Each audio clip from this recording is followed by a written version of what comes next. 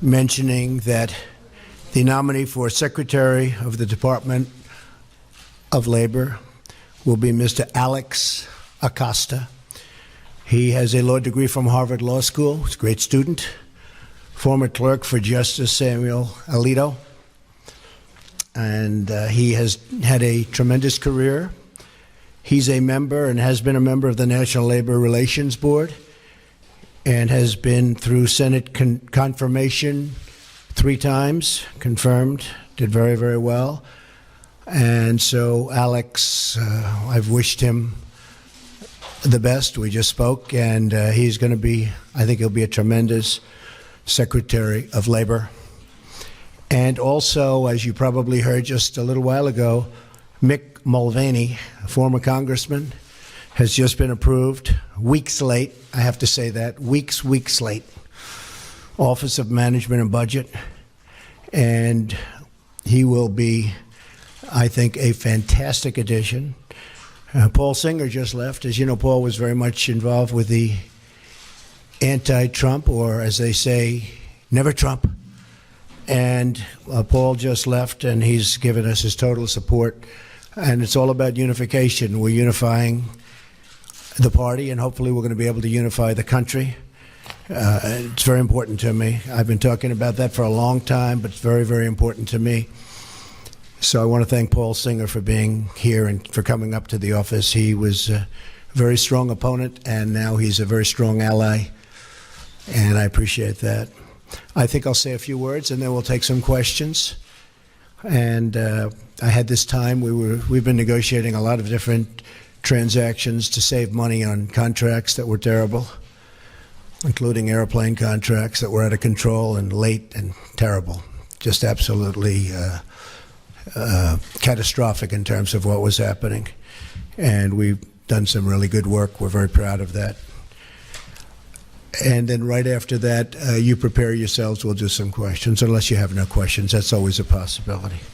I'm here today to update the American people on the incredible progress that has been made in the last 4 weeks since my inauguration. We have made incredible progress. I don't think there's ever been a president elected who in this short period of time has done what we've done. A new Rasmussen poll, in fact, because the people get it. Much of the media doesn't get it. They actually get it, but they don't write it. Let's put it that way. But a new Rasmussen poll just came out just a very short while ago, and it has our approval rating at 55% and going up. The stock market has hit record numbers, as you know, and there has been a tremendous surge of optimism in the business world, which is, to me, means something much different than it used to. It used to mean, oh, that's good. Now it means that's good for jobs. Very different.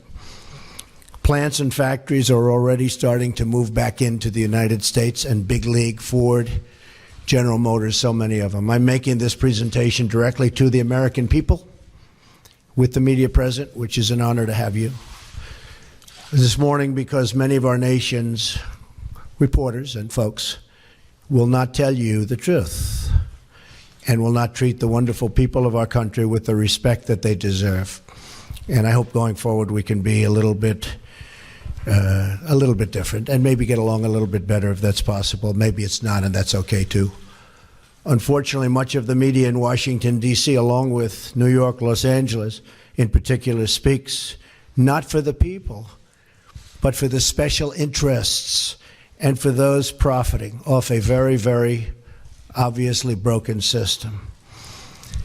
The press has become so dishonest that if we don't talk about it, we are doing a tremendous disservice to the American people. Tremendous disservice. We have to talk about it. We have to find out what's going on, because the press, honestly, is out of control. The level of dishonesty is out of control. I ran for president to represent the citizens of our country. I am here to change the broken system so it serves their families and their communities well. I am talking and really talking on this very entrenched power structure, and what we're doing is we're talking about the power structure. We're talking about its entrenchment. As a result, the media is going through what they have to go through to oftentimes distort, not all the time, and some of the media is fantastic, I have to say. They're honest and fantastic. But much of it is not. The distortion, and we'll talk about it, you'll be able to ask me questions about it. But we're not going to let it happen, because I'm here again to take my message straight to the people. As you know, our administration inherited many problems across government and across the economy. To be honest, I inherited a mess. It's a mess. At home and abroad, a mess. Jobs are pouring out of the country. You see what's going on with all of the companies leaving our country, going to Mexico and other places. Low pay, low wages, mass instability overseas, no matter where you look. The Middle East, a disaster. North Korea, we'll take care of it, folks. We're going to take care of it all. I just want to let you know, I inherited a mess. Beginning on day one, our administration went to work to tackle these challenges. On foreign affairs, we've already begun enormously productive talks with many foreign leaders, much of it you've covered, to move forward towards stability, security, and peace in the most troubled regions of the world, of which there are many. We have had great conversations with the United Kingdom and meetings, Israel, Mexico, Japan, China, and Canada. Really, really productive conversations. I would say far more productive than you would understand. We've even developed a new council with Canada to promote women's business leaders and entrepreneurs. Very important to me, very important to my daughter Ivanka. I have directed our defense community, headed by our great general, now Secretary Mattis. He's over there now working very hard to submit a plan for the defeat of ISIS, a group that celebrates the murder and torture of innocent people in large sections of the world. It used to be a small group, now it's in large sections of the world. They've spread like cancer. ISIS has spread like cancer. Another mess I inherited. And we have imposed new sanctions on the nation of Iran, who's totally taken advantage of our previous administration. And they're the world's top sponsor of terrorism. And we're not going to stop until that problem is properly solved. And it's not properly solved now. It's one of the worst agreements I've ever seen drawn by anybody. I've ordered plans to begin for the massive rebuilding of the United States military. I've had great support from the Senate. I've had great support from Congress generally. We've pursued this rebuilding in the hopes that we will never have to use this military. And I will tell you, that is I would be so happy if we never had to use it. But our country will never have had a military like the military we're about to build and rebuild. We have the greatest people on earth in our military, but they don't have the right equipment, and their equipment is old. I used it. I talked about it at every stop. Depleted. It's depleted. It won't be depleted for long. And I think one of the reasons I'm standing here instead of other people is that, frankly, I talked about we have to have a strong military. We have to have strong law enforcement also. So we do not go abroad in the search of war. We really are searching for peace, but it's peace through strength. At home, we have begun the monumental task of returning the government back to the people on a scale not seen in many, many years.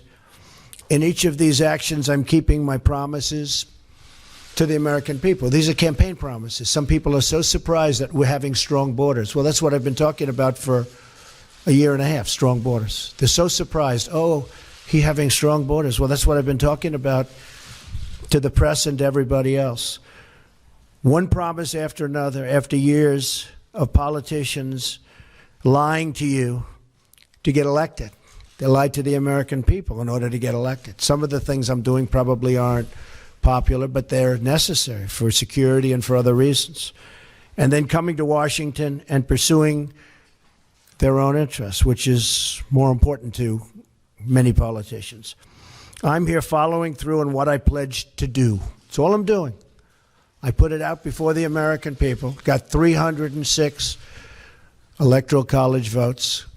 I wasn't supposed to get 222. They said there's no way to get 222. 230 is impossible.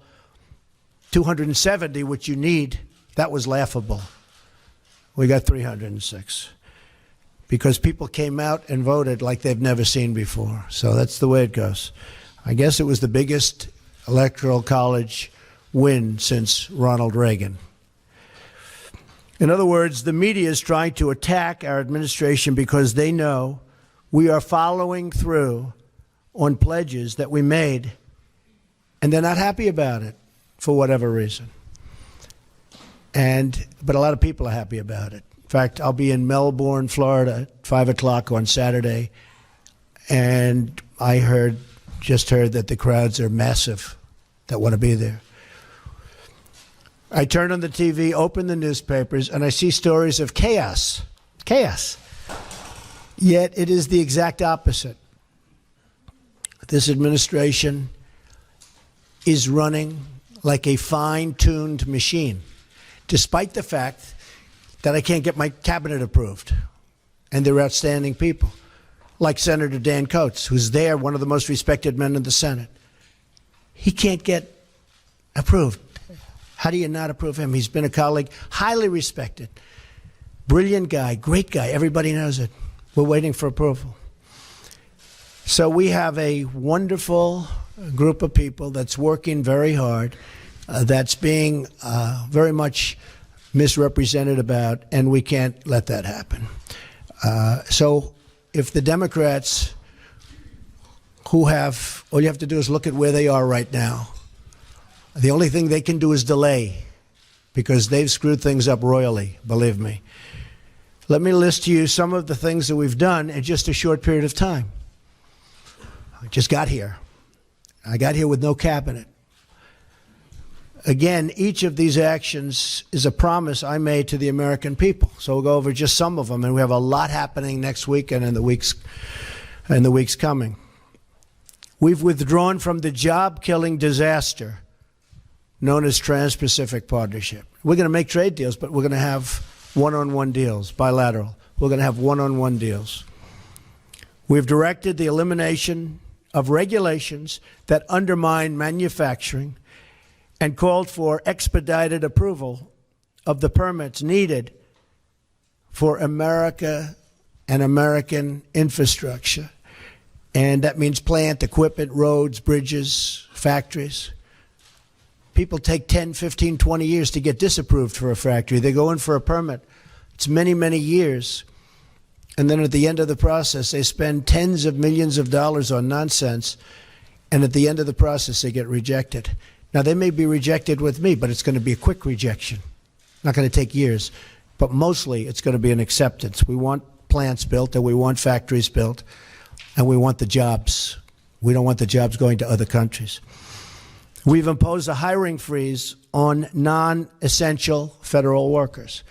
We've imposed a temporary moratorium on new federal regulations.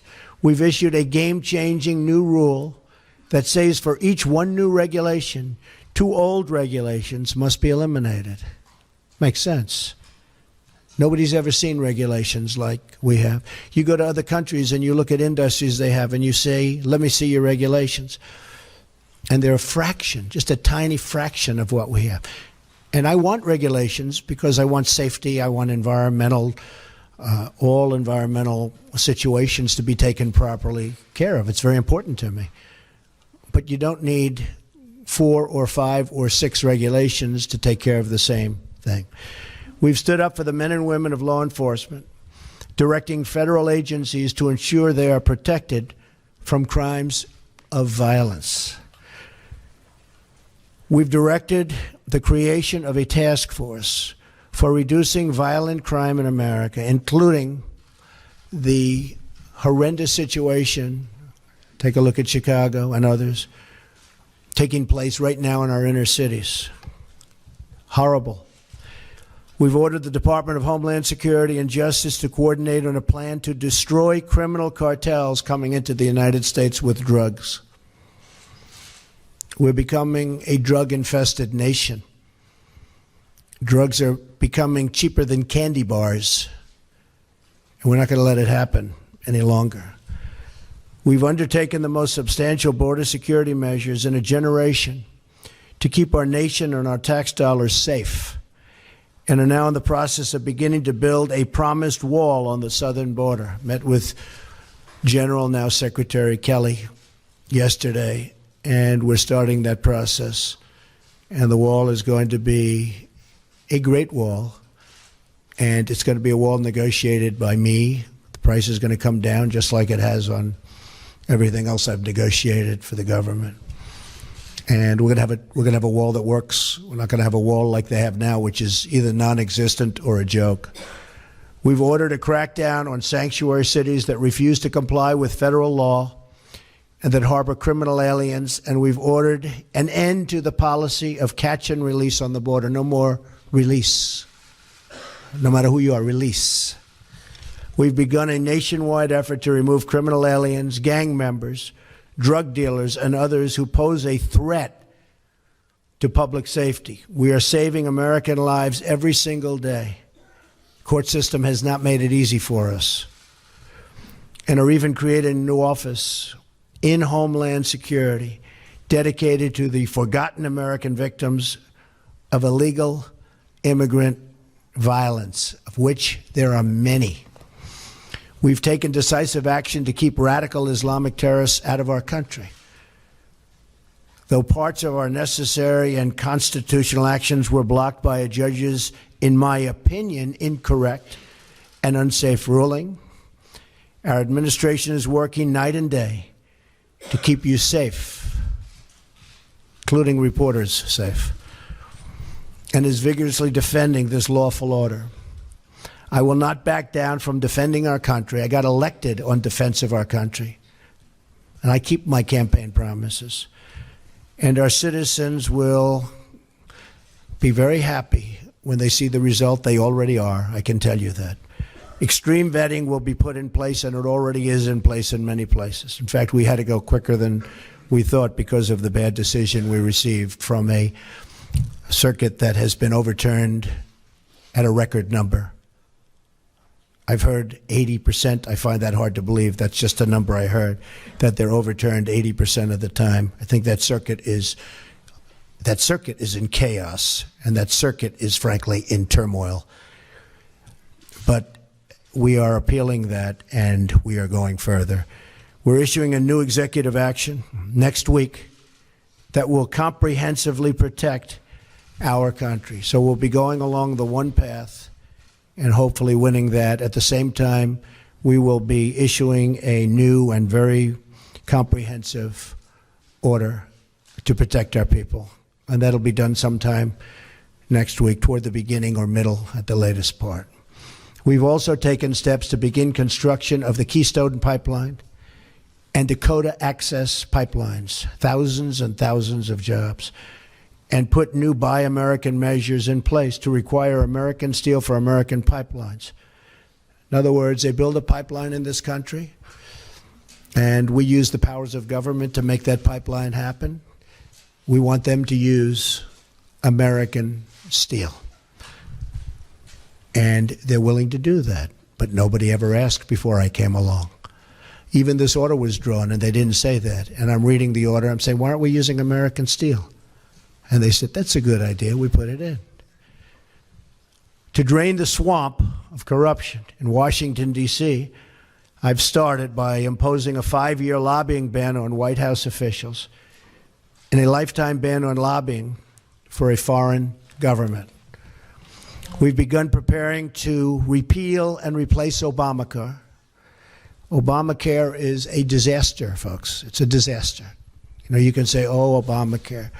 I mean, they fill up our rallies with people that you wonder how they get there, but they're not the Republican people that our representatives are representing. So we've begun preparing to repeal and replace Obamacare, and our deep in the midst of negotiations on a very historic tax reform to bring our jobs back. We're going to bring our jobs back to this country, big league. It's already happening, but big league.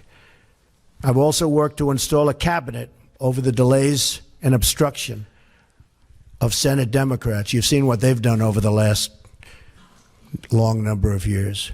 That will be one of the great cabinets ever assembled in American history. You look at Rex Tillerson, is out there negotiating right now. General Mattis, I mentioned before, General Kelly. We have great people. Mick is with us now. We have great people. Among their responsibilities will be ending the bleeding of jobs from our country and negotiating fair trade deals for our citizens.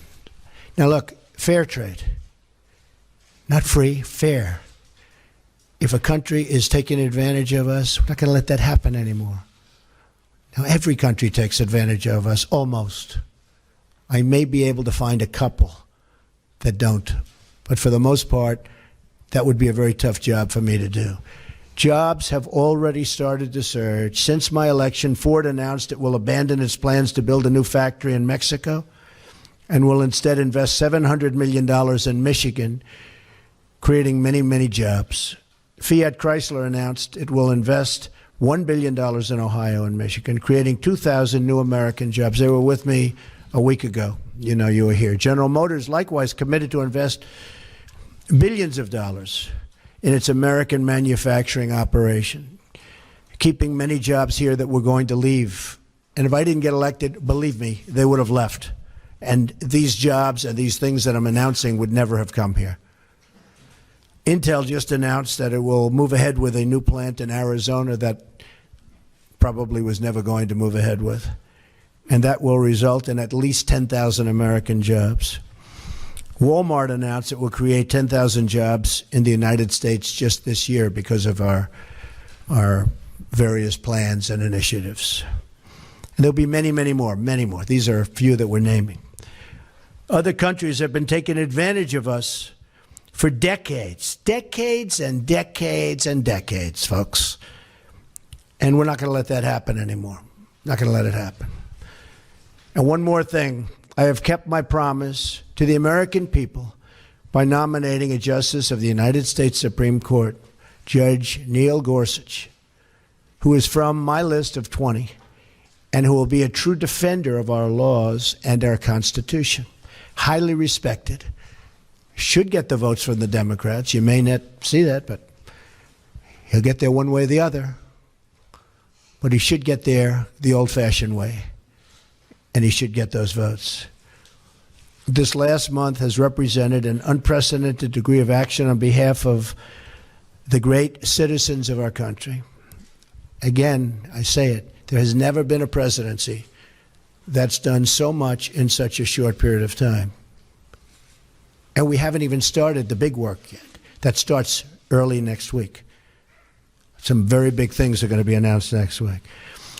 So we're just getting started. We will be giving a speech, as I said, in Melbourne, Florida at 5 p.m. I hope to see you there. And with that, I just say, God bless America, and let's take some questions. Mara, go ahead. You were cut off pretty violently at our last news conference. Fire Mike Flynn. Mike Flynn is a fine person, and I asked for his resignation. He respectfully gave it. He is a man who there was a certain amount of information given to Vice President Pence, who's with us today, and I was not happy with the way that information was given.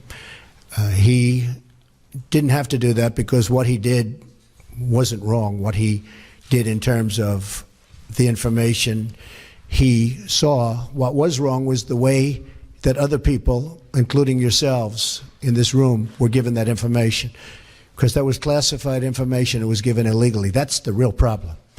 And, you know, you can talk all you want about Russia, which was all a, fake news fabricated deal to try and make up for the loss of the Democrats, and the press plays right into it.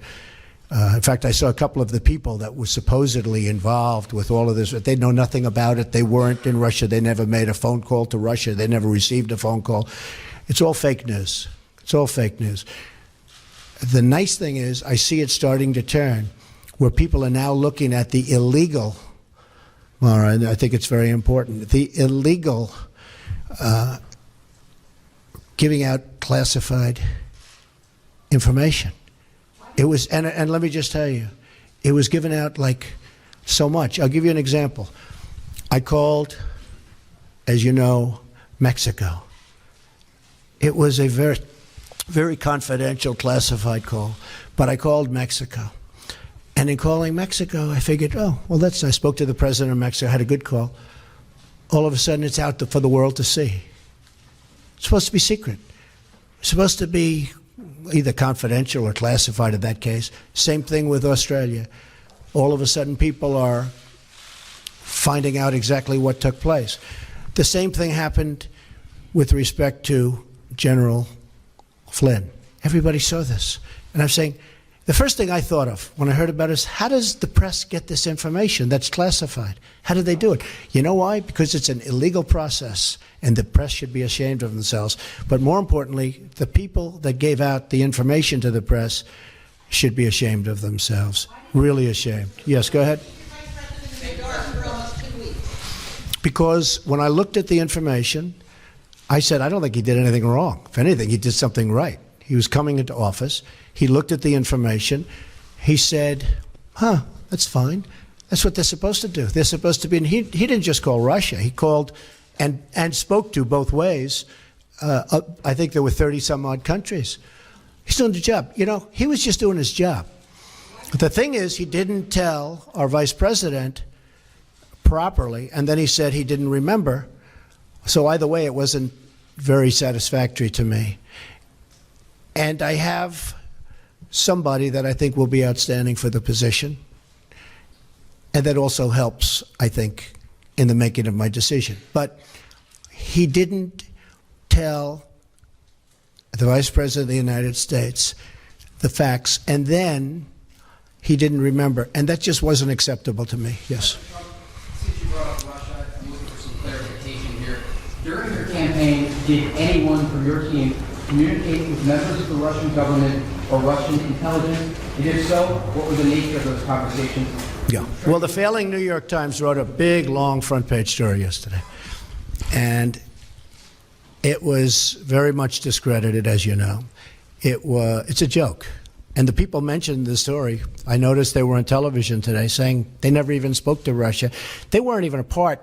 Really, I mean, there was such a minor part. I hadn't spoken to them. I think the one person, I don't think I've ever spoken to him. I don't think I've ever met him.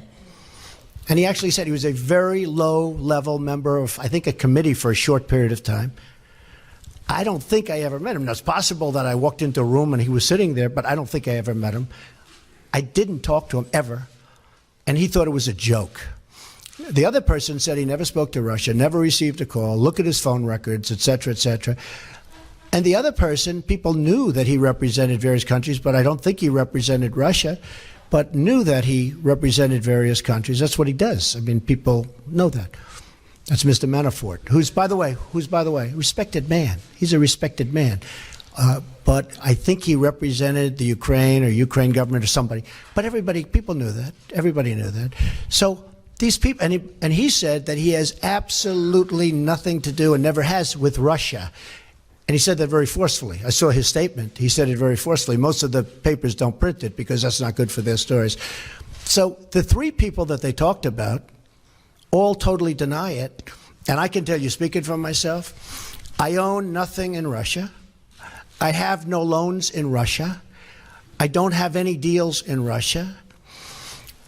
President Putin called me up very nicely to congratulate me on the win of the election.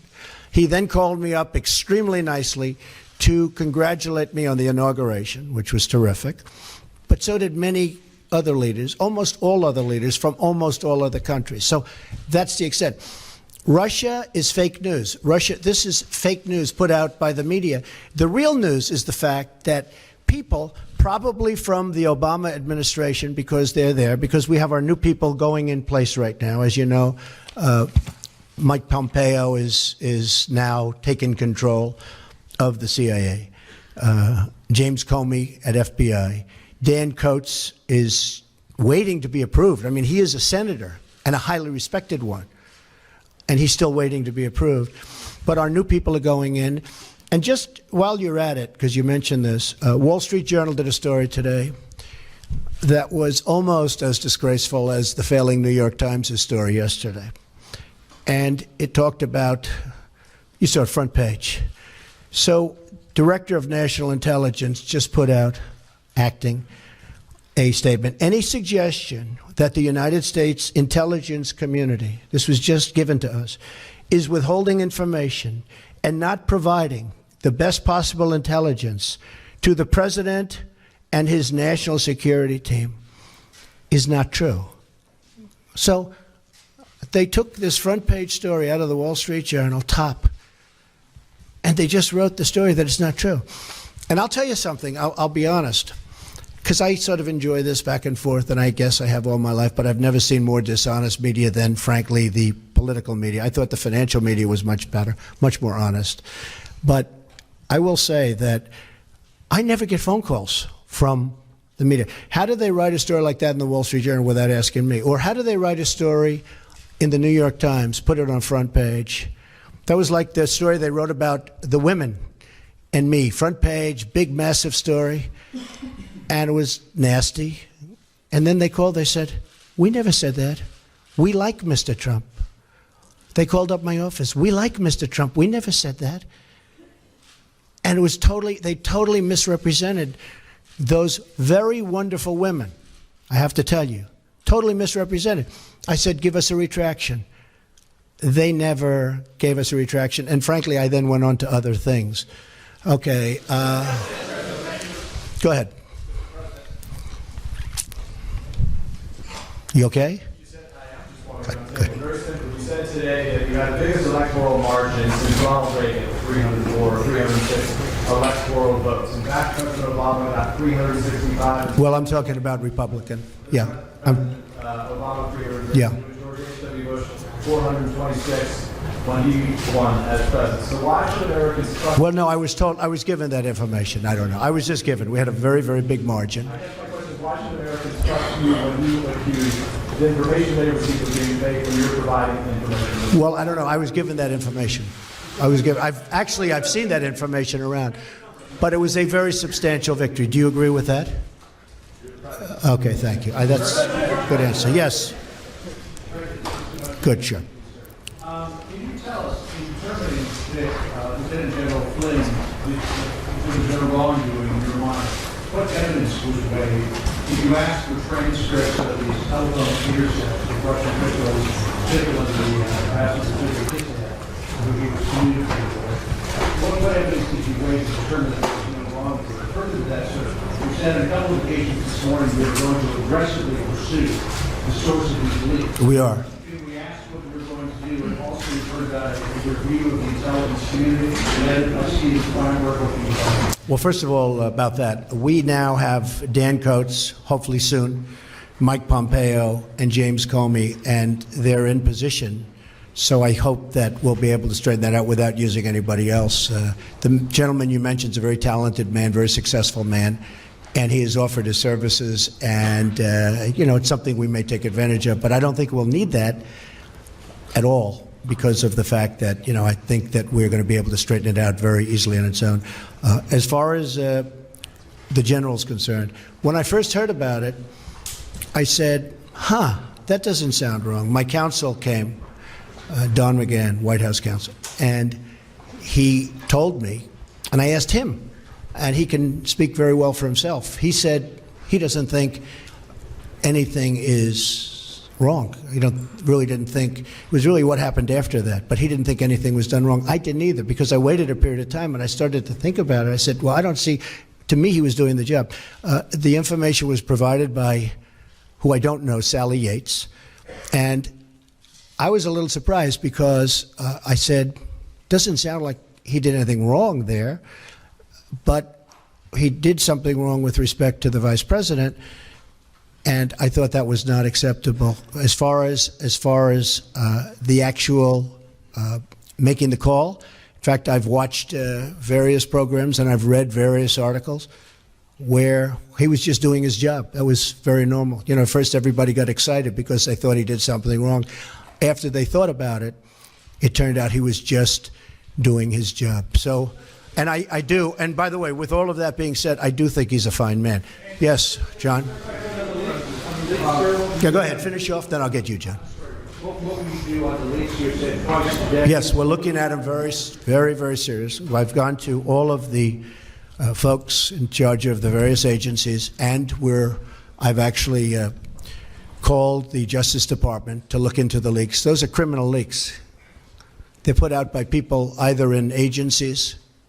I think you'll see it stopping because now we have our people in. You know, again, we don't have our people in because we can't get them approved by the Senate. We just had Jeff Sessions approved in justice as an example. So we are looking into that very seriously. It's a criminal act. You know what I say, when I was called out on Mexico, I was shocked because all this equipment, all this incredible phone equipment. When I was called out on Mexico, I was really surprised. But I said, you know, it doesn't make sense. That won't happen. But that wasn't that important to call. It was fine. I could show it to the world, and he could show it to the world, the president, who's a very fine man, by the way. Same thing with Australia. I said, that's terrible that it was leaked, but it wasn't that important. But then I said to myself, what happens when I'm dealing with the problem of North Korea? What happens when I'm dealing with the problems in the Middle East? Are you folks going to be reporting all of that very confidential information, very important, very, you know, I mean, at the highest level? Are you going to be reporting about that too?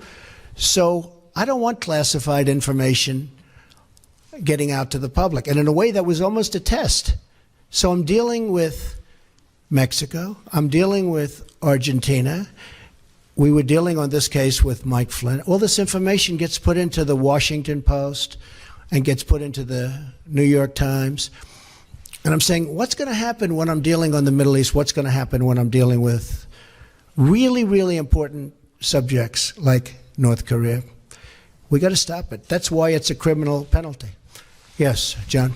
Thank you, Mr. President. I just want to get you to clarify this very important point. Can you say definitively that no one on your campaign had any contact with the Russians during the campaign? And on the leaks, is it fake news or are these real leaks? Well, the leaks are real. You're the one that wrote about them and reported them. I mean, the leaks are real. You know what they said. You saw it. And the leaks are absolutely real. The news is fake because so much of the news is fake. So one thing that I felt it was very important to do, and I hope we can correct it, because there's nobody I have more respect for, well, maybe a little bit, but than reporters, than good reporters. It's very important to me, and especially in this position. It's very important. I don't mind bad stories. I can handle a bad story better than anybody, as long as it's true. And, you know, over a course of time, I'll make mistakes and you'll write badly, and I'm okay with that.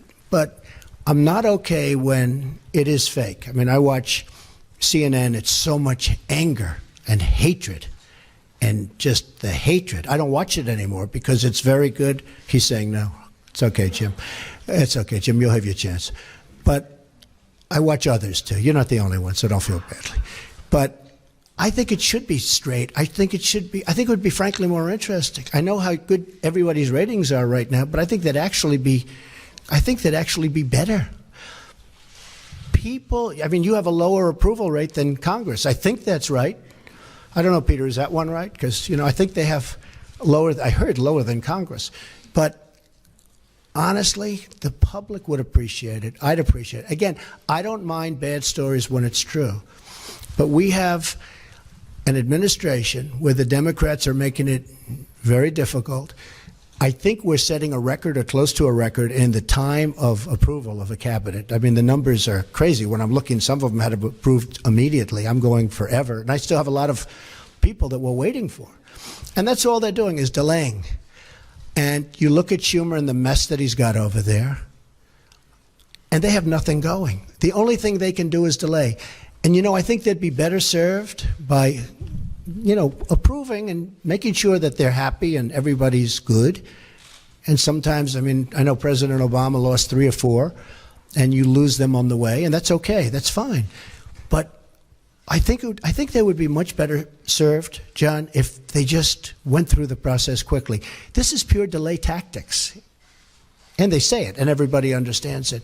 Yeah, go ahead, Jim. First part of my question, you contest, you definitively say, Well, I had nothing to do with it. I have nothing to do with Russia. I told you. I have no deals there. I have no anything. Now, when WikiLeaks, which I had nothing to do with, comes out and happens to give, they're not giving classified information. They're giving stuff, what was said in an office about Hillary cheating on the debates, which, by the way, nobody mentions. Nobody mentions that Hillary received the questions to the debates. Can you imagine, seriously, can you imagine if I received the questions? It would be the electric chair.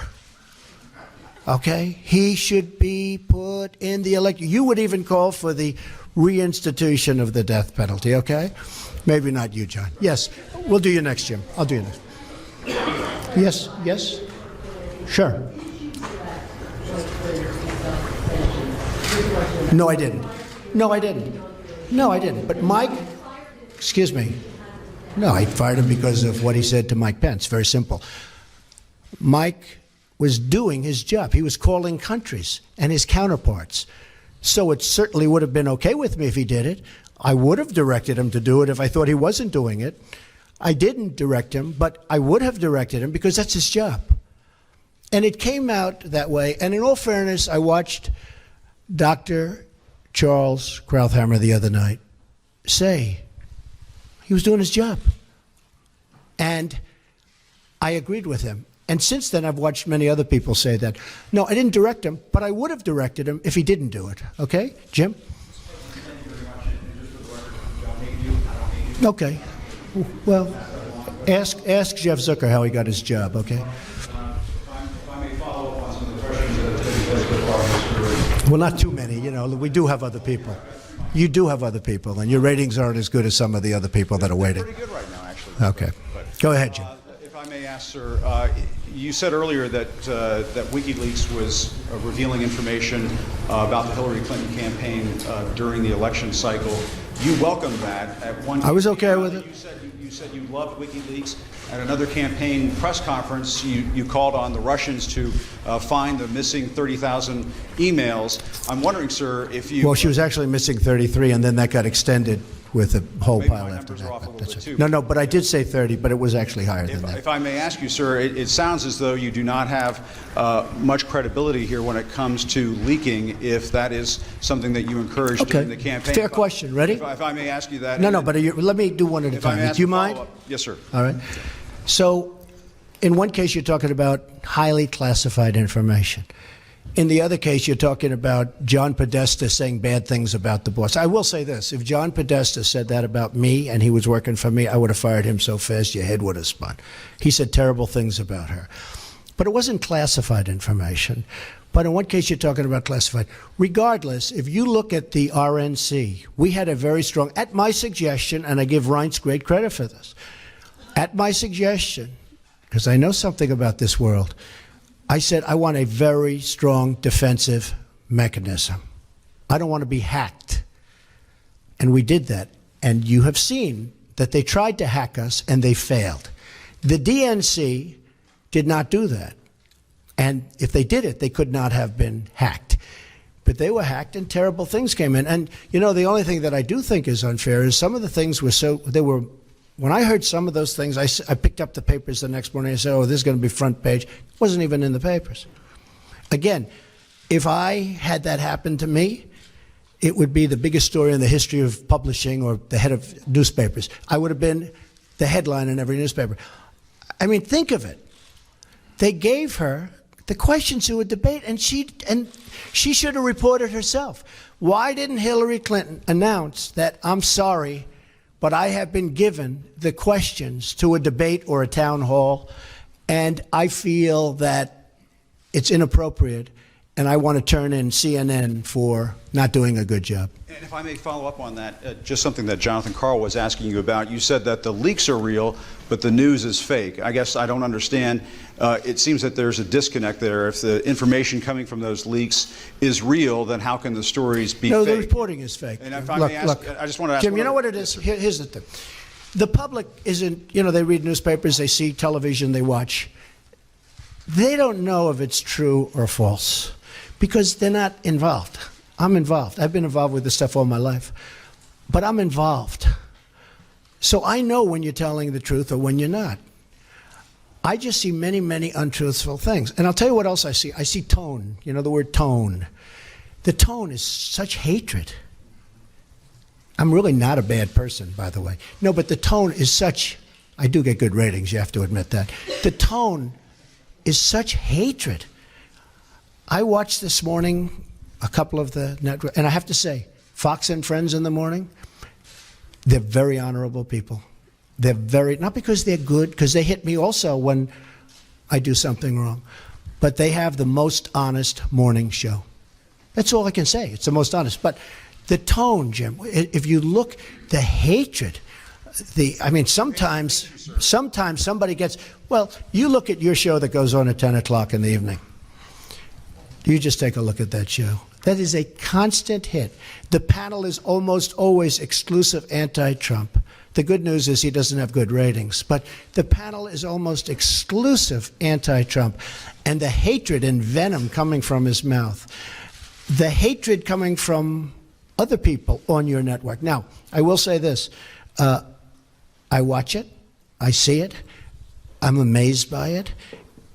And I just think you'd be a lot better off. I honestly do. The public gets it, Look, when I go to rallies, they turn around, they start screaming at CNN. They want to throw their placards at CNN. I think you would do much better by being different. But you just take a look. Take a look at some of your shows in the morning and the evening. If a guest comes out and says something positive about me, it's brutal. Now, they'll take this news conference. I'm actually having a very good time, okay? But they'll take this news conference. Don't forget, that's the way I won. Remember, I used to give you a news conference every time I made a speech, which was like every day. Okay? No, that's how I won. I won with news conference and probably speeches. I certainly didn't win by people listening to you people, that's for sure. But I'm having a good time. Tomorrow they will say, Donald Trump rants and raves at the press. I'm not ranting and raving. I'm just telling you, you're dishonest people. But I'm not ranting and raving. I love this. I'm having a good time doing it. But tomorrow the headlines are going to be Donald Trump rants and raves. I'm not ranting and raving. Go ahead. Just one more follow-up. Should I let him have a little bit more? What do you think, Peter?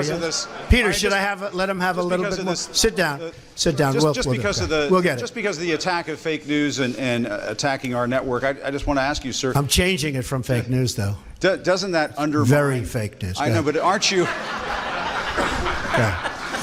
Go ahead. Real news, Mr. President. Real news. And you're not related to our new... I am not related, sir, no. I do like the sound of Secretary Acosta, I must say. I looked at that name. I said, wait a minute. Is there any relation there? Alex Acosta. I'm sure you checked that out, sir. No, I checked it. They said, no, sir. I said, do me a favor. Go back and check the family tree.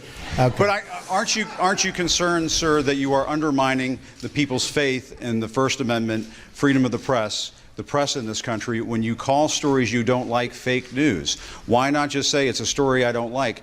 I do that. When you call it fake news, you're undermining confidence in our news media. Here's the thing. Isn't that important? I understand and you're right about that, except this. See, I know when I should get good and when I should get bad.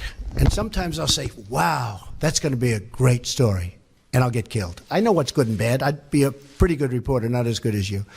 But I know what's good. I know what's bad. And when they change it and make it really bad, something that should be positive, sometimes something that should be very positive, they'll make okay. They'll even make it negative. So I understand it. So because I'm there, I know what was said, I know who's saying it, I'm there. So it's very important to me. Look, I want to see an honest press. When I started off today by saying that it's so important to the public to get an honest press. The public doesn't believe you people anymore. Now, maybe I had something to do with that. I don't know. But they don't believe you. If you were straight and really told it like it is, as Howard Cosell used to say, right? Of course, he had some questions also. But if you were straight, I would be your biggest booster. I would be your biggest fan in the world, including bad stories about me. But if you go, as an example, your CNN, I mean, it's story after story after story is bad. I won. And the other thing, chaos. There's zero chaos. We are running, this is a fine-tuned machine. And Reince happens to be doing a good job, but half of his job is putting out lies by the press. You know, I said to him yesterday, this whole Russia scam that you guys are building so that you don't talk about the real subject, which is illegal leaks. But I watched him yesterday working so hard to try and get that story proper. And I'm saying, here's my chief of staff, a really good guy, did a phenomenal job at RNC. I mean, he won the election, right? Won the presidency. We got some senators. We got some all over the country. You take a look. He's done a great job. And I said to myself, and I said to somebody that was in there, I said, you take a look at Reince. He's working so hard just putting out fires that are fake fires. I mean, they're fake. They're not true. And isn't that a shame? Because he'd rather be working on health care. He'd rather be working on tax reform, Jim. I mean that. I would be your biggest fan in the world if you treated me right. Now, I sort of understand there's a certain bias, maybe by Jeff or somebody, for whatever reason. And I understand that. But you've got to be at least a little bit fair. And that's why the public sees it. They see it. They see it's not fair. You take a look at some of your shows, and you see the bias and the hatred. And the public is smart. They understand it. Okay, yeah, go ahead. We have no doubt that you believe this story is fake news, but for those who believe that there is something to it, is there anything that you have learned over these last few weeks that you might be able to reveal that might ease their concerns that this isn't fake news? And second, I think they don't believe it. I don't think the public believes it. That's why the Rasmussen poll just has me through the roof. I don't think they believe it. Well, I guess one of the reasons I'm here today is to tell you the whole Russian thing, that's a ruse. That's a ruse. And by the way, it would be great if we could get along with Russia, just so you understand that. Now, tomorrow you'll say, Donald Trump wants to get along with Russia. This is terrible. It's not terrible. It's good. We had Hillary Clinton try and do a reset. We had Hillary Clinton give Russia 20% of the uranium in our country. You know what uranium is, right? It's a thing called nuclear weapons and other things, like lots of things are done with uranium, including some bad things. Nobody talks about that. I didn't do anything for Russia. I've done nothing for Russia. Hillary Clinton gave them 20% of our uranium. Hillary Clinton did a reset. Remember with the stupid plastic button that made us all look like a bunch of jerks? Here, take a look. He looked at her like, what the hell is she doing with that cheap plastic button? Hillary Clinton, that was a reset. Remember it said reset? Now, if I do that, I'm a bad guy. If we could get along with Russia, that's a positive thing. We have a very talented man, Rex Tillerson, who's going to be meeting with them shortly. And I told him, I said, I know politically it's probably not good for me. Hey, the greatest thing I could do is shoot that ship that's 30 miles offshore right out of the water. Everyone in this country is going to say, oh, it's so great. That's not great. That's not great. I would love to be able to get along with Russia. Now, you've had a lot of presidents that haven't taken that tack. Look where we are now. Look where we are now. So, if I can, now, I love to negotiate things. I do it really well and all that stuff. But it's possible I won't be able to get along with Putin. Maybe it is. But I want to just tell you, the false reporting by the media, by you people, the false, horrible, fake reporting makes it much harder to make a deal with Russia. And probably Putin said, he's sitting behind his desk and he's saying, I see what's going on in the United States. They follow it closely. It's going to be impossible for President Trump to ever get along with Russia because of all the pressure he's got with this fake story, okay? And that's a shame, because if we could get along with Russia, and by the way, China and Japan and everyone, if we could get along, it would be a positive thing, not a negative thing. Mr. President, since you Tax reform is going to happen fairly quickly. We're doing Obamacare. We're in final stages. We should be submitting the initial plan in March, early March, I would say. And we have to, as you know, statutorily and for reasons of budget, we have to go first. It's not like, frankly, the tax would be easier, in my opinion, but for statutory reasons and for budgetary reasons, we have to submit the health care sooner. So we'll be submitting health care sometime in early March, mid-March, and after that, we're going to come up, and we're doing very well on tax reform. Yes. Mr. President, you mentioned Russia. Let's talk about some serious issues that have come up in the last week that you have had to deal with as President of the United States. Okay. You mentioned the vessel, the spy vessel off the coast of the United States. Not good. There was a ballistic missile test that many interpret as Not a good. violation of an Not agreement good. between the two countries, and a Russian plane buzzed a U.S. destroyer. Not good. I listened to you during the Excuse me. campaign. When did it happen? It happened when, if you were Putin right now, you would say, hey, we're back to the old games with the United States. There's no way Trump can ever do a deal with us because the public, you have to understand, if I was just brutal on Russia right now, just brutal, people would say, you would say, oh, isn't that wonderful? But I know you well enough. Then you would say, oh, he was too tough. He shouldn't have done that. Look, I'm just all trying to of the find out things, your wait a minute, orientation wait, to those. excuse me just I'm one just trying to second. find out what All you're of gonna do those about it, Mr. things that you President. mentioned are very recent because probably Putin assumes that he's not going to be able to make a deal with me because it's politically not popular for me to make a deal. So Hillary Clinton tries a reset. It failed. They all tried. But I'm different than those people. Go ahead. How are you interpreting those moves, and what do you intend to do about them? Have Just you the way given I said Rex it. Tillerson any advice or counsel I on have. how to deal? I have, and I'm so beautifully represented. I'm so honored that the Senate approved him. He's going to be fantastic. Yes, I think that I've Is already... Putin testing you, do you believe, sir? No, I don't think so. I think Putin probably assumes that he can't make a deal with me anymore because politically it would be unpopular for a politician to make a deal. I can't believe I'm saying I'm a politician, but I guess that's what I am now. Because, look, it would be much easier for me to be tough on Russia, but then we're not going to make a deal. Now, I don't know that we're going to make a deal. I don't know. We might not.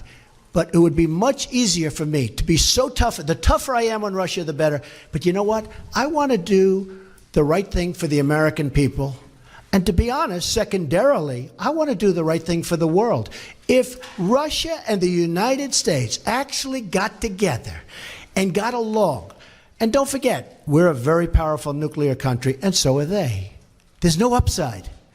We're a very powerful nuclear country, and so are they. I've been briefed, and I can tell you one thing about a briefing that we're allowed to say because anybody that ever read the most basic book can say it. Nuclear holocaust would be like no other. They're a very powerful nuclear country, and so are we. If we have a good relationship with Russia, believe me, that's a good thing, not a bad So thing. when you say they're not good, do you mean that Who they did are I say under... is not good? No, when I read off the three things that have recently happened. No, Each it's one of them not you said good, they're but they not happen. good. But do they damage the relationship? They Do all undermine happened recently. No, I'm this going to country's see what ability happens. to work with Russia? They all happened recently, and I understand what they're doing because they're doing the same thing. Now, again, maybe I'm not going to be able to do a deal with Russia, but at least I will have tried. And if I don't, does anybody really think that Hillary Clinton would be tougher on Russia than Donald Trump? Does anybody in this room really believe that? Okay? But I tell you one thing, she tried to make a deal. She had the reset. She gave all that valuable uranium away. She did other things. You know, they say I'm close to Russia. Hillary Clinton gave away 20% of the uranium in the United States. She's close to Russia. Can we? You know what I gave to Russia? You know what I gave? Nothing. Can we conclude there'll be no response to these particular provocations? Yeah, I'm not going to tell you anything about what response I do. I don't talk about military response. I don't say I'm going into Mosul in 4 months. We are going to attack Mosul in 4 months. Then 3 months later, we are going to attack Mosul in 1 month. Next week, we are going to attack Mosul. In the meantime, Mosul is very, very difficult. You know why? Because I don't talk about military, and I don't talk about certain other things. You're going to be surprised to hear that. And by the way, my whole campaign, I'd say that. Right. So I don't have to tell you. There I will don't be a want to be one of response. these guys that say, yes, here's what we're going to do. I don't have to do that. There will I don't be a have to res- tell in you other what words, I'm there going will to be do a in North response, Korea. Mr. Wait a minute. President. I don't have to tell you what I'm going to do in North Korea. And I don't have to tell you what I'm going to do with Iran. You know why? Because they shouldn't know. And eventually you guys are going to get tired of asking that question. So when you ask me, what am I going to do with the ship, the Russian ship as an example, I'm not going to tell you. But hopefully I won't have to do anything. But I'm not going to tell you. Okay. Thanks. Can I just ask you, thank you very much, Mr. President. Where are you from? BBC. Okay. Here's another beauty. It's a good line. Impartial, free and fair. Yeah, sure. Mr. President, Just like CNN, right? on the travel ban, we could banter back and forth. On the travel ban, would you accept that that was a good example of the smooth running of government? Yeah, I do. Let me tell you about the travel. Were there any mistakes in that? Wait. I know who you are. Just wait. Let me tell you about the travel ban. We had a very smooth rollout of the travel ban, but we had a bad court. We got a bad decision. We had a court that's been overturned, again, maybe wrong, but I think it's 80% of the time. A lot. We had a bad decision. We're going to keep going with that decision. We're going to put in a new executive order next week sometime. But we had a bad decision. That's the only thing that was wrong with the travel ban. You had Delta with a massive problem with their computer system at the airports. You had some people that were put out there, brought by very nice buses, and they were put out at various locations. Despite that, the only problem that we had is we had a bad court. We had a court that gave us what I consider to be, with great respect, a very bad decision. Very bad for the safety and security of our country. The rollout was perfect. Now, what I wanted to do was do the exact same executive order, but said one thing, and I said this to my people: give them a 1-month period of time. But General Kelly, now Secretary Kelly, said, if you do that, all these people will come in the month, the bad ones. You do agree there are bad people out there, right? They're not everybody that's like you. You have some bad people out there. So Kelly said, you can't do that. And he was right. As soon as he said it, I said, wow, never thought of it. I said, how about 1 week? He said, no good. You got to do it immediately, because if you do it immediately, they don't have time to come in. Now, nobody ever reports that. But that's why we did it quickly. Now, if I would have done it a month, everything would have been perfect. The problem is we would have wasted a lot of time and maybe a lot of lives, because a lot of bad people would have come into our country. Now, in the meantime, we're vetting very, very strongly. Very, very strongly. But we need help, and we need help by getting that executive order passed. Just a brief follow-up, but if it's so urgent, why not introduce... Yes, go ahead. I was hoping that we could get a yes or no answer on one of these questions involving Russia. Can you say whether you are aware that anyone who advised your campaign had contacts with Russia during the course of the election? Well, I told you, General Flynn obviously was dealing, so that's one person, but he was dealing as he should have been. During the election? No, nobody that I know of. Nobody. So you're not aware of any contacts during the course of the election? How many times do I have to answer this question? Can you just say Russia yes or no is on a it? ruse. Yeah, I know you have to get up and ask a question, so important. Russia is a ruse. I have nothing to do with Russia. Haven't made a phone call to Russia in years.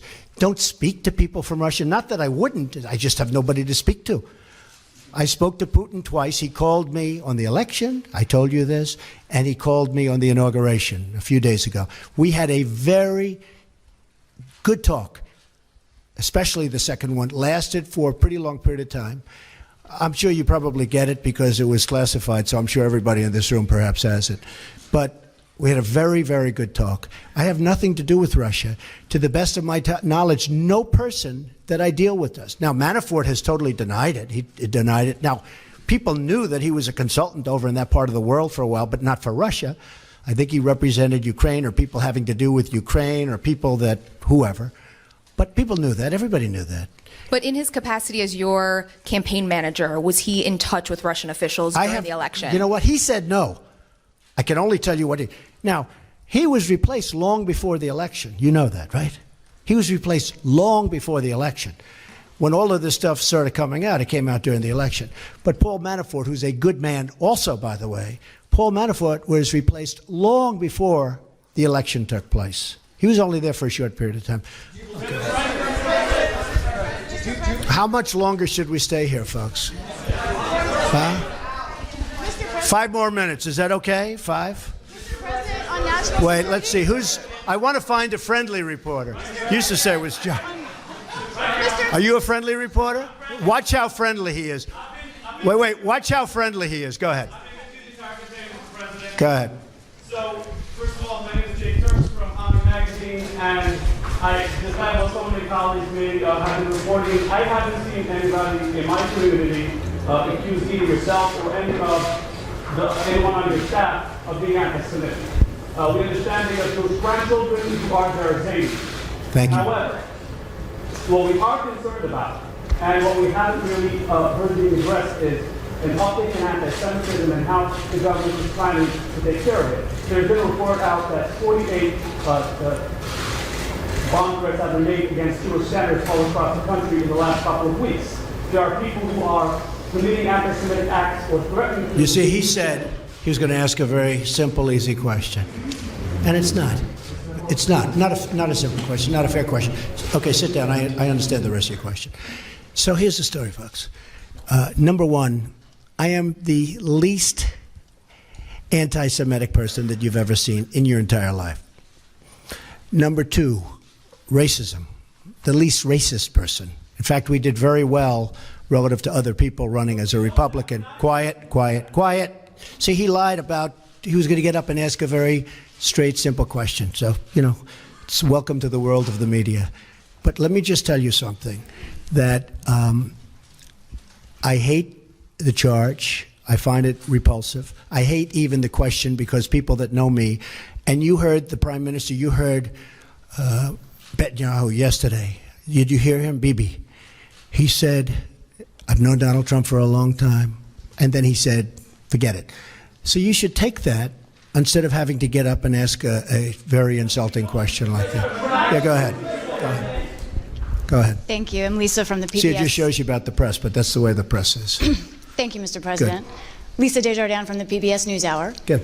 On national security and immigration, can you give us more details on the executive order you plan for next week, even its broad outlines? Yeah. Will it be focused on specific countries? Sure. And in addition, on the DACA program for immigration, Right. What is your plan? Do you plan to continue that program or to end it? We're going to show great heart. DACA is a very, very difficult subject for me, I will tell you. To me, it's one of the most difficult subjects I have, because you have these incredible kids. In many cases, not in all cases. In some of the cases, they're having DACA and they're gang members and they're drug dealers too. But you have some absolutely incredible kids. I would say mostly. They were brought here in such a way. It's a very, very tough subject. We are going to deal with DACA with heart. I have to deal with a lot of politicians, don't forget. And I have to convince them that what I'm saying is right. And I appreciate your understanding on that. But the DACA situation is a very, very difficult thing for me, because, you know, I love these kids. I love kids. I have kids and grandkids. And I find it very, very hard doing what the law says exactly to do. And, you know, the law is rough. I'm not talking about new laws. I'm talking the existing law is very rough. It's very, very rough. As far as the new order is going to be very much tailored to what I consider to be a very bad decision, but we can tailor the order to that decision and get just about everything, in some ways more, but we're tailoring it now to the decision. We have some of the best lawyers in the country working on it, and the new executive order is being tailored to the decision we got down from the court. Okay? Mr. President, announced the reopening of the White House Visitor's Office. Yes. And she does a lot of great work for the country as well. Can you tell us a little bit about what First Lady Melania Trump does for the country, and there's a unique level of interest in your administration? So by opening the White House Visitor's Office, what does that mean to you and the rest of the Now that's what I call a nice question. That is very nice. Who are you with? Good, I'm going to start watching. All right. Thank you very much. Melania is terrific. She was here last night. We had dinner with Senator Rubio and his wife, who is, by the way, lovely. And we had a really good discussion about Cuba, because we have very similar views on Cuba. And Cuba was very good to me in the Florida election, as you know, the Cuban people, Americans. And I think that Melania is going to be outstanding. That's right. She just opened up the visitor center. In other words, touring of the White House. She, like others that she's working with, feel very, very strongly about women's issues, women's difficulties, very, very strongly. And she's a very, very strong advocate. I think she's a great representative for this country. And a funny thing happens, because she gets so unfairly maligned. The things they say, I've known her for a long time. She was a very successful person. She was a very successful model. She did really well. She would go home at night and didn't even want to go out with people. She was a very private person. She was always the highest quality that you'll ever find. And the things they say, and I've known her for a long time, the things they say are so unfair. And actually, she's been apologized to, as you know, by various media, because they said things that were lies. I just tell you this, I think she's going to be a fantastic First Lady. She's going to be a tremendous representative of women and of the people. And helping her and working her will be Ivanka, who is a fabulous person and a fabulous, fabulous woman. And they're not doing this for money. They're not doing this for pay. They're doing this because they feel it, both of them. And Melania goes back and forth. And after Barron finishes school, because it's hard to take a child out of school with a few months left, she and Barron will be moving over to the White House. Okay? Thank you. It's a very nice question. Go ahead. Yes. Oh, this is going to be a bad question, but that's okay. No, it's not going to be a bad question. Good, because I enjoy watching you on television. Go ahead. Well, thank you so much. Mr. President, I need to find out from you, you said something as it relates to inner cities. That was one of your platforms during your campaign. Now Fix the inner cities. Yeah? Fixing the inner cities. What will be that fix in your urban agenda, as well as your HBCU executive order that's coming out this afternoon? Now, see, it wasn't bad, was it? That was very professional and very good. Yeah, very we'll be announcing the order in a little while, and I'd rather let the order speak for itself, but it'll be something I think that will be very good for everybody concerned. But we'll talk to you about that after we do the announcement. As far as the inner cities, as you know, I was very strong on the inner cities during the campaign. I think it's probably what got me a much higher percentage of the African-American vote than a lot of people thought I was going to get. We did, much higher than people thought I was going to get, and I was honored by that, including the Hispanic vote, which was also much higher. And, by the way, if I might add, including the women's vote, which was much higher than people thought I was going to get. So we are going to be working very hard on the inner cities, having to do with education, having to do with crime. We're going to try and fix as quickly as possible. It takes a long time. It's taken 100 years and more for some of these places to evolve, and they evolved, many of them, very badly. But we're going to be working very hard on health and health care, very, very hard on education, and also we're going to be working in a stringent way and a very good way on crime. You go to some of these inner city places, and it's so sad when you look at the crime. You have people, and I've seen this, and I've sort of witnessed it. In fact, in 2 cases, I have actually witnessed it. They lock themselves into apartments, petrified to even leave in the middle of the day. They're living in hell. We can't let that happen. So we're going to be very, very strong. It's a great question, and it's a very difficult situation because it's been many, many years. It's been festering for many, many years. But we have places in this country that we have to fix. We have to help African American people that, for the most part, are stuck there. Hispanic American people. We have Hispanic American people that are in the inner cities, and they're living in hell. I mean, you look at the numbers in Chicago. There are 2 Chicagos, as you know. There's one Chicago that's incredible, luxurious, and all, and safe. There's another Chicago that's worse than almost any of the places in the Middle East that we talk about and that you talk about every night on the newscasts. So we're going to do a lot of work on the inner cities. I have great people lined up to help with the inner cities. Well, when you say the inner cities, are you going to include the CBC, Mr. President, in your conversations with your urban agenda, your inner city agenda, as well as? Am I going to include? Are you going to include the Congressional Black Caucus and the Congressional Hispanic Well, I would. Caucus, I tell you what. Do you want to set up the meeting? Do you want to set up the meeting? No. Are they friends of yours? I'm just a reporter. No, set up the meeting. I know some of them, but I'm sure. Let's go set up a meeting. I would love to meet with the Black Caucus. I think it's great. The Congressional Black Caucus. I think it's great. I actually thought I had a meeting with Congressman Cummings, and he was all excited. And then he said, "Oh, I can't move. It might be bad for me politically. I can't have that meeting." I was all set to have the meeting. We called him, and he was all set. I spoke to him on the phone. Very nice guy. I hear he wanted that meeting with you as well. He wanted it, but we called. They can't make a meeting with him. Every day I walk in, I said, I would like to meet with him because I do want to solve the problem. But he probably was told by Schumer or somebody like that, some other lightweight, he was probably told, don't meet with Trump. It's bad politics, and that's part of the problem in this country. Okay, one more. Go ahead. No, one question. Two we can't handle. This room can't handle two. Go ahead. Give me the better of your two. I'll follow up on my colleague's question about anti-Semitism. It's not about your personality or your beliefs. We're talking about a rise in anti-Semitism around the country, some of it by supporters in your name. What do you... And some of it, and can I be honest with you? And this has to do with racism and horrible things that are put up. Some of it written by our opponents. You do know that. Do you understand that? You don't think anybody would do a thing like that. Some of the signs you'll see are not put up by the people that love or like Donald Trump. They're put up by the other side. And you think it's like playing it straight? No. But you have some of those signs, and some of that anger is caused by the other side. They'll do signs and they'll do drawings that are inappropriate. It won't be my people. It will be the people on the other side to anger people like you. Okay. Go ahead. Go ahead. What are you going to do about it? Who is that? Where is that?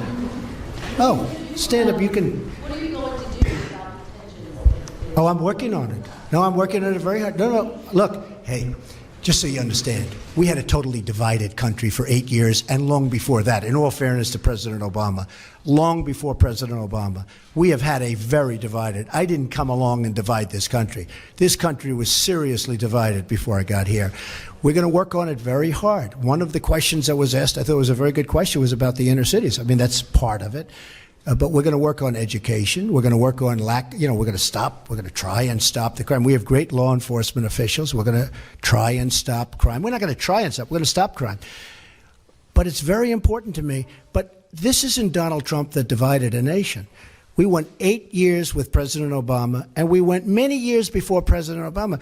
We lived in a divided nation.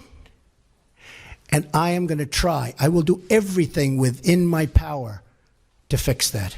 I want to thank everybody very much. It's a great honor to be with you. Thank you. Thank you very much. Thanks. We'll do it later.